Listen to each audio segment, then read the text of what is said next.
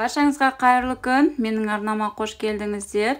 Бүгін қарбыздан өте дәмді мохито әзірлейтін боламыз. Шөлді басатын, дәмі өте ерекше. Бізге керек зат лимон, жалбыз, қант, мұз және де қарбыз керек. Ең алдымен қарбызымызды ортасынан тең бөліп, бір жақ бөлігін ғана қолданатын боламыз.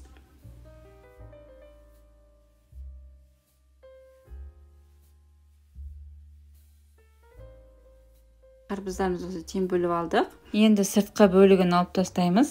Яғни барлық қабығын пышақтың көмегімен осылай кесіп алып тастайтын боламыз.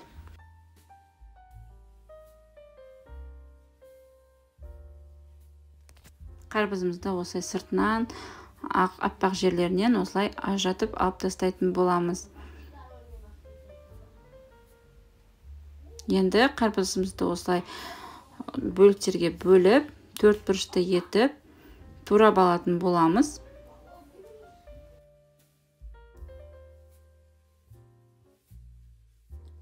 Міне қарбыздарымызды осылай турап алдым. Енді лимонды осылай екіге бөліп, төрт бұрышты етіп, турап алатын боламыз. Енді турап болған заттарымызды, яғни лимонымызды, қарбызымызды блендердің ішіне салатын боламыз. Ішіне кішкене жалбыз саламыз. Және де 4 ас қасық қант саламыз.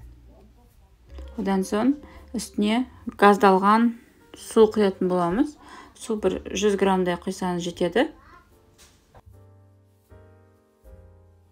Енді қақпағын жауып, блендеріміздің жылдамдығын қосып, жақсылап барлығын езіп алатын боламыз. Енді кувшинімізді алып, үстіне мұз, қарбыз және де дәміне қарай жалбыз салып, дайын болған массамызды ситоның көмегімен құйып алатын боламыз.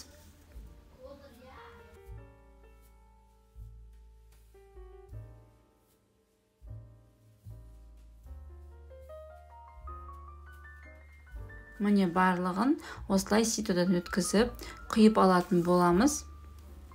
Біздің қарбыздан жасалған мохитомыз дайын. Енді қасықтың көмегімен бір жақсылап араластырып алатын боламыз.